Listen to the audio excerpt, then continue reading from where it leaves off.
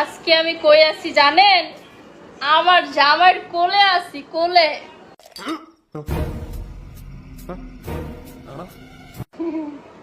আজকে আমার কোলে আছে, কোলে ঠিক কেমন শান্তি পাইতেছে আমার কোলে শোনা। ওরে ওরে ওরে